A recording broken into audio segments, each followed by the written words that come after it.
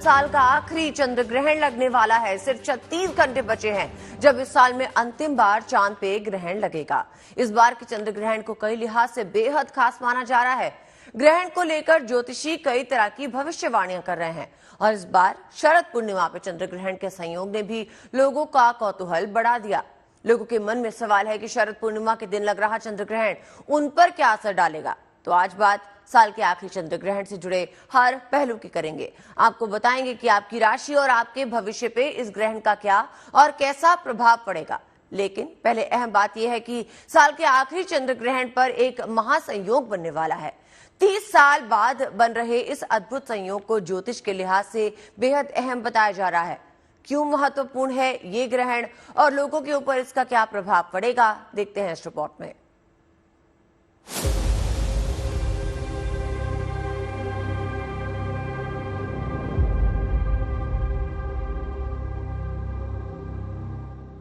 साल बाद शरद पूर्णिमा पर अद्भुत संयोग।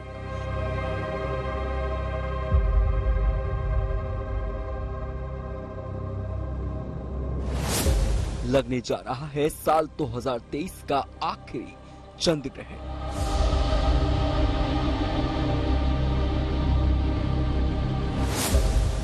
जब चांद पर पड़ेगी धरती की छाया तो इस खगोलीय घटना पर पूरी दुनिया की नजर होगी। 28 अक्टूबर की रात को शरद पूर्णिमा के अवसर पर लगने वाला यह चंद्र ग्रहण बेहद खास है। ग्रहण भले ही एक खगोलीय घटना है, लेकिन ज्योतिष में इसका विशेष महत्व है। ग्रहण न केवल चांद को प्रभावित करता है, बल्कि इसका प्रभाव धरती और उस पर रहने वालों की जिंदगी पर भी पड़ता है। कुछ राशियों के लोगों के लिए ग्रहण अच्छे प्रभाव लेकर आता है, तो कुछ की जिंदगी में ग्रहण परेशानियों का सबब भी बन जाता है। इस बार साल का ये आखिरी ग्रहण ज्योतिष के लिहाज से बेहद खास है। साल का जो अंतिम चंद्र ग्रहण है वो बड़ा महत्वपूर्ण है, क्योंकि इसमें दो राशियां विशेष रूप से इन्वॉल्व हो रही हैं, एक मेष राशि और एक तुला राशि। और इसमें अग्नि के सारे ग्रह इन्वॉल्व हो रहे हैं। सूर्य, मंगल, केतु, इनका प्रभाव है निश्चित रूप से, और साथ ही साथ शनि का भी प्रभाव है। चंद्र ग्रहण 3 तरह के होते हैं: पूर्ण चंद्र ग्रहण, आंशिक और उपछाया। खंडग्रास चंद्र ग्रहण को आंशिक चंद्र ग्रहण भी कहा जाता है। जब पृथ्वी की छाया चंद्रमा के कुछ भाग पर पड़ती है तो इसे खंडग्रास यानी आंशिक चंद्र ग्रहण कहते हैं। 28 अक्टूबर की रात को खंडग्रास चंद्र ग्रहण ही लगने वाला है। साल का यह आखिरी चंद्र ग्रहण मेष राशि और अश्विन नक्षत्र में लग रहा है।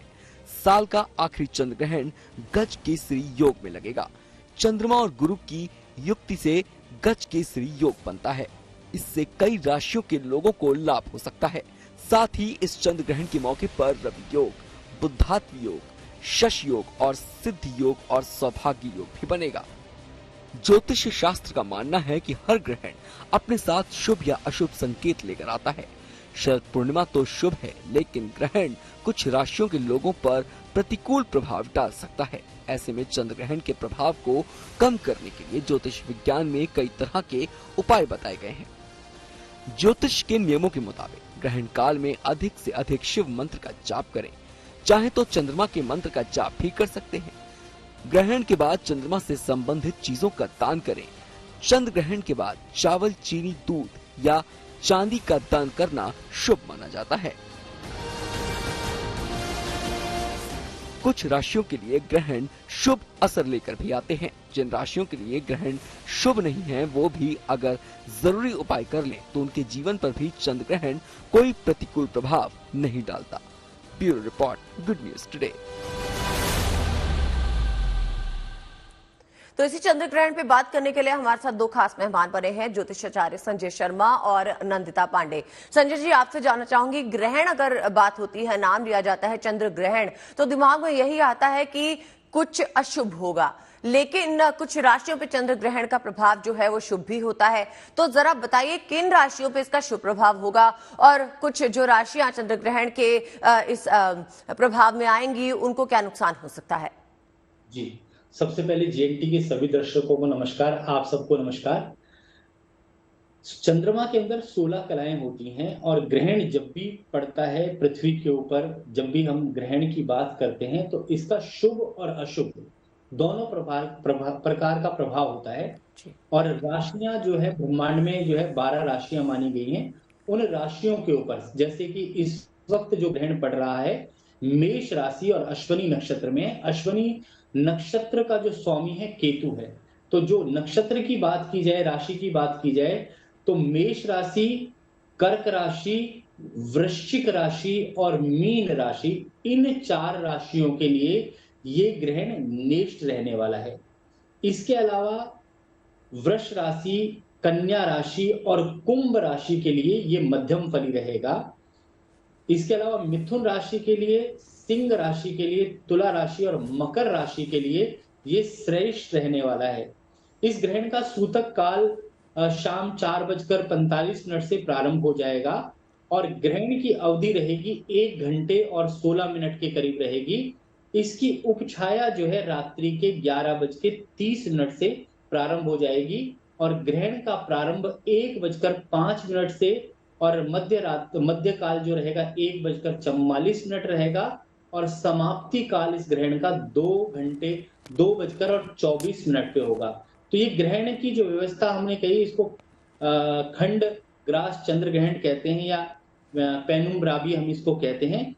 तो सूर्य और पृथ्वी और चंद्रमा, जब सूर्य के आगे पृथ्वी आ जाती है तो ग्रहण लग जाता है, तो उसकी कलाओं को जो है ढक लेता है। जब ढक लेता है तो उस प्रभाव से जो है ग्रहण लग जाता है और इस दिन अन्न का दान, शिव की पूजा का करना बहुत अच्छा रहता है। और इस वक्त का जो ग्रहण पड़ रहा है यह क्या है कि शुभ, कुछ राशियों के लिए शुभ है, कुछ के लिए अशुभ है। और पूर्णमासी के दिन जब हम खीर का प्रयोग करते हैं तो चंद्रमा की कलाओं को दिखा करके ग्रहण करते हैं पूर्णमासी के दिन। परंतु इस ग्रहण के पश्चात, ग्रहण बीत जाए 2:24, उसके पश्चात आप खीर रख करके और उसको ग्रहण कर सकते हैं, जिससे शारीरिक, मानसिक और भौतिक शांति भी प्राप्त होती है। और ग्रहण के बाद हमारे शास्त्रों में स्नान, दान और यज्ञ का फल श्रेष्ठ बताया है। तो ग्रहण से पहले भी स्नान करें और ग्रहण के बाद भी स्नान करें और यज्ञ करें और दान करें।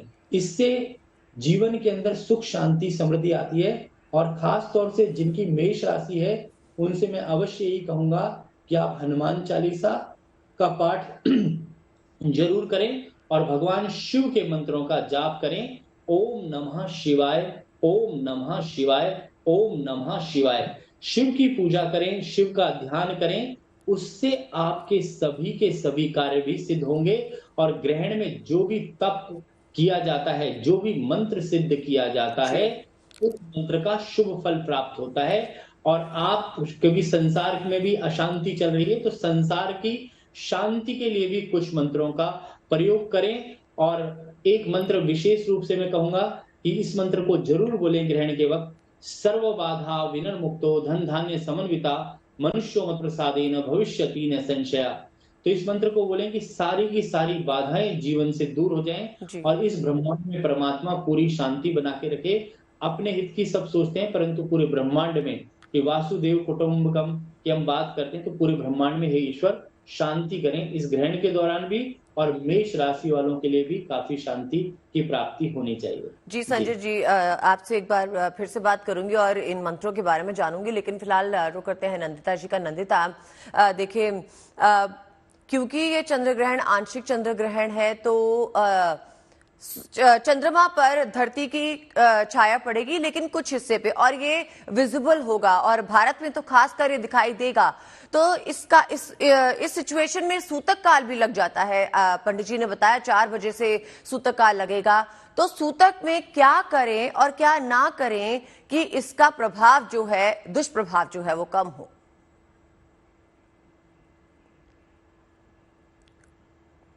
नंदिता जी, आपको आवाज मिल रही है? लगता है नंदिता जी से हम बात नहीं कर पाएंगे, उन तक हमारी आवाज नहीं पहुंच रही है। फिलहाल संजय जी, आप ही बताइए कि सूतक में ऐसा क्या नहीं करना चाहिए कि चंद्र ग्रहण का दुष्प्रभाव ना पड़े? जो है सूतक में नहीं करना चाहिए। और अगर आप भोजन करते हैं, कुछ भी खाते पीते हैं, तो ग्रहण के दौरान तो बिल्कुल नहीं खाना चाहिए, परंतु जब सूतक काल हो उस वक्त से लेकर के और जब तक ग्रहण का अंत ना हो जाए उस वक्त तक भगवान का ध्यान करना चाहिए। और अगर कोई गर्भवती स्त्रियां हैं तो उनको कोई भी धार वाली चीजों से कोई भी काटना नहीं चाहिए और ऐसे कर्म करने चाहिए जो सात्विक हों।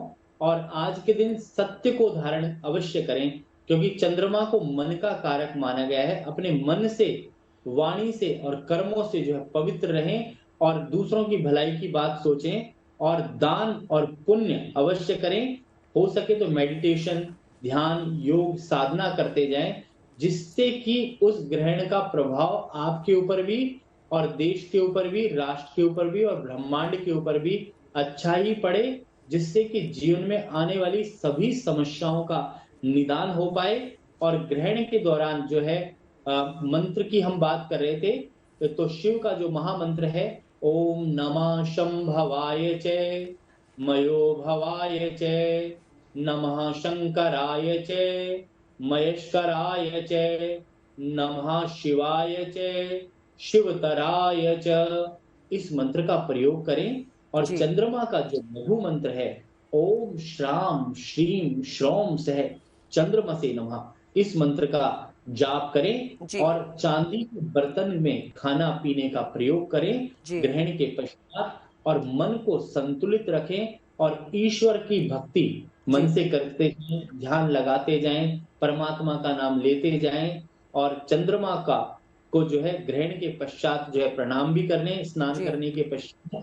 और उसके पश्चात सुबह उठ करके किसी गरीब को सात अनाज का या अन्न का या सफेद वस्तु का, चीनी, चावल, दूध जी का दान करने, मिश्री का दान करने, घृत का दान करने से विशेष लाभ होता है शास्त्रों की विधि अनुसार। तो जी कलयुग के अंदर नाम और दान यही आधार कलयुग के हैं।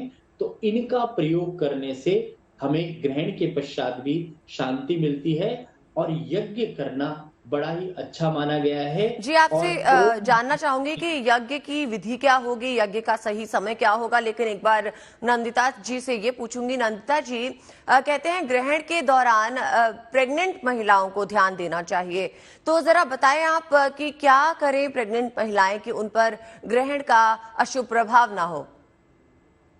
ये बहुत सुंदर और उत्तम प्रश्न है, क्योंकि होता है जब ग्रहण होता है तो राहु केतु की एनर्जीज बहुत स्ट्रांग हो जाती है। यानी कि जो नकारात्मक ऊर्जाएं होती हैं वो पृथ्वी तत्व से अंदर से निकल करके, जिसे बोलते हैं कि हेल भी बोलते हैं, वहां से पाताल से निकल के बाहर ज्यादा अग्रसर हो जाती है, बहुत एक्टिव हो जाती है। उस समय क्या होता है, क्योंकि जब आप प्रेग्नेंट होते हैं तो आप केवल अपना ही नहीं, आपके अंदर पलने वाले, गर्भ में पलने वाले शिशु का भी आपको ध्यान रखना है, क्योंकि बहुत ही कोमल सटल एनर्जीज वाले होते हैं। तो महिलाओं का भी उस समय क्या होता है कि मूड स्विंग्स बहुत ज्यादा हो जाते हैं, बेबी ब्लूज जिसे बोला जाता है साइंटिफिक टर्म्स में, वो बहुत होता है।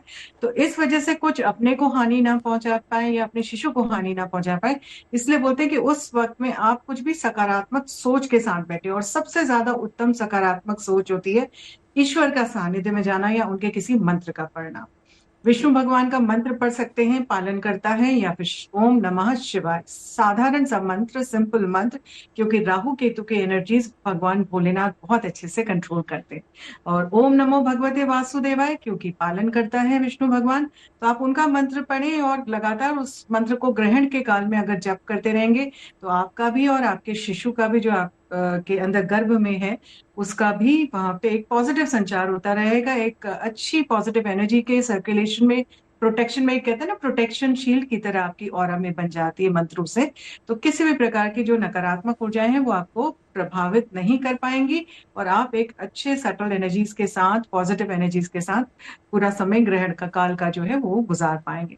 कई बार क्या होता है कि इसमें इमोशनल मूड स्विंग्स बहुत ज्यादा होते हैं। अगेन ये साइंटिफिक टेस्टेड है कि स्पेशली जब चंद्र ग्रहण पड़ता है, क्योंकि चंद्रमा मन सो जाता है, आपके मन को बहुत ज्यादा कंट्रोल करता है, तो उथल पुथल सी और नेगेटिव थॉट्स बहुत आते हैं। तो उस समय कई बार बहुत सारे लोग जिनका चंद्रमा वीक होता है या कुंडली वीक होती है, अपने को हानि पहुंचाने की कोशिश करते हैं। तो उसलिए बोला जाता है कि इस समय आप ज्यादा ध्यान रखें अपना, क्योंकि आपका खुद का हार्मोनल बहुत सारे चेंजेस आपके अंदर आए हुए होते हैं। जी तो जितना अधिक ध्यान रखेंगे, तुलसी का पत्ता अपने पास रख लें या कुशा घास अपने पास रख लें, वो भी प्योरिटी रखती है। कपूर अपने पास आप रख सकती हैं, जी या फिर सेंधा नमक अपने पास आप रखें। इन जी सब से नेगेटिव एनर्जीज का हरण होता है, हटती हैं वो, और आपके लिए एक अच्छी तंदुरुस्त जो आपका बाल है वो आपके गर्भ में है, उसके लिए भी पॉजिटिव एनर्जीज रहती हैं, आपके लिए भी। जी पंडित संजय जी, आपसे पूछूंगी कि शरद पूर्णिमा का दिन पड़ रहा है और इस दिन तो कहते हैं कि अमृत वर्षा होती है आसमान से, और इसी दिन ग्रहण भी लग रहा है। तो इस संयोग के बारे में थोड़ी सी टेक्निकल जानकारी दें। जी देखो, अमृत वर्षा का अर्थ है कि चंद्रमा हमेशा जब पूर्णमासी का दिन होता है तो अमृत काल भी बोलते हैं इसको, अमृत वर्षा बोलते हैं, क्योंकि चंद्रमा की जो 16 कलाएं हैं वो अमृत ही की बारिश ही करती हैं। और इस वक्त में जब ग्रहण पड़ता है, क्योंकि जब भी ग्रहण पड़ता है तो अमावस्या या पूर्णमासी के दिन ही पड़ता है, तो जब चंद्र ग्रहण आता है तो पूर्णमासी के दिन ही आता है हमेशा। और इस वक्त जो ग्रहों की स्थिति में हम देख रहे हैं कि गजकेसरी योग बन रहा है, शोभन योग बन रहा है, शश योग बन रहा है, तो इस वक्त जो ग्रहों की स्थिति है उसके हिसाब से इस ग्रहण का बहुत ही ज्यादा दुष्प्रभाव सिर्फ मेष राशि, कर्क राशि, वृश्चिक राशि और मीन राशि, जो जल तत्व की राशि हैं, उन्हीं के ऊपर इसका प्रभाव पड़ रहा है।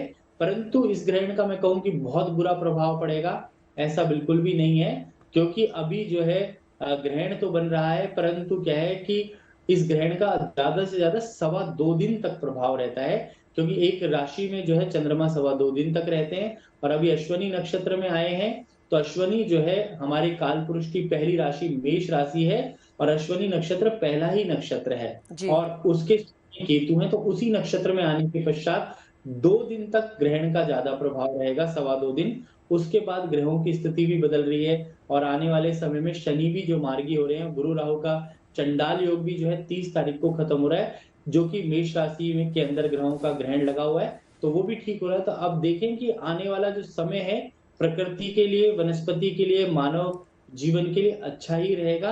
परंतु हम ईश्वर से यही प्रार्थना करते हैं कि हर मानव जीवन में कल्याण हो, और भगवान सबको सुख शांति दे, और सबके जीवन में अमृत वर्षा हमेशा होती रहे, यही जी हमारी प्रार्थना है। जी नंदिता जी, आप बताइए कि कौन कौन सी राशियों को इसका लाभ मिलेगा, और जैसे कि पंडित जी ने बताया, संजय जी ने बताया, जिन राशियों पर इसका दुष्प्रभाव हो रहा है सिर्फ 2 दिन के लिए रहेगा, उसके बाद किस तरह के इफेक्ट्स देखने को मिलेंगे, थोड़ी सी जानकारी उसके बारे में। मैं थोड़ा सा डिफर करूंगी इसमें, क्योंकि ग्रहण से संबंधित मैं पिछले लगभग 1.5 दशक से रिसर्च करती आ रही हूँ। जी और जब भी ग्रहण पड़ता है, इस समय जो ग्रहण पड़ रहा है अश्विनी नक्षत्र में पड़ रहा है, केतु का नक्षत्र है, और केतु राहु के नक्षत्र में पड़े हुए हैं। तो ये समय अनुकूल नहीं है, प्रतिकूल समय है। आप देखेंगे ग्रहण के 15 दिन पहले, 15 दिन बाद बहुत ज्यादा इम्पैक्ट ग्रहण का होता है। आप अफगानिस्तान में लें या इजराइल, और अभी जॉर्डन एंड साथ में हमास का ये जो वॉर हो रहा है, ये सारे ग्रहण की परिधि के अंदर है। पूरा यूरोप इसके अंदर है। मैं पहले भी, आज से 6 महीने पहले क्या, मैं पिछले 2-3 साल से अंटार्कटिका के लिए स्पेशली भविष्यवाणी करती आई हूँ कि ग्रहण का असर लगातार से लगातार पड़ रहे हैं। और ये वाला जो ल्यूनर एक्लिप्स का ग्रहण है वो भी अंटार्कटिका में पड़ा है। आप देखेंगे कि अभी अंटार्कटिका में first time in the history of Antarctica bird flu आ गया है। और वहां की जितनी भी जनजातियां हैं, जो जीव जंतु हैं, सारे बायोलॉजिस्ट एंड जुओलॉजिस्ट बहुत चिंतित हो गए हैं कि अगर ये बर्ड फ्लू आया तो पेंगुइन्स वाइप्ड आउट हो जाएंगी वर्ल्ड से, और साथ ही साथ जितने भी वहां पे एनिमल्स जी रहते हैं जो अंटार्कटिका में रहते हैं, वो उनको इम्पैक्ट होगा। और ये अभी 3-4 दिन पहले से होना शुरू हुआ है, जो जी ग्रहण के बिल्कुल आसपास हो रहा है। तो ऐसा नहीं है कि ग्रहण का असर केवल 2 दिन रहेगा या 3 दिन रहेगा। कोई भी ग्रहण होता है, इवन पेनम्ब्रल ग्रहण होता है, तो कम से कम 15 दिन पहले, 15 दिन बाद तक का रहता है। जी अब सबसे ज्यादा इसमें बात यह है कि ये नक्षत्र किस नक्षत्र में पड़ रहा है ग्रहण। तो अश्विनी नक्षत्र में ग्रहण पड़ रहा है इस समय, और अश्विनी नक्षत्र की वजह से होने से बहुत ज्यादा उथल पुथल रहेगी।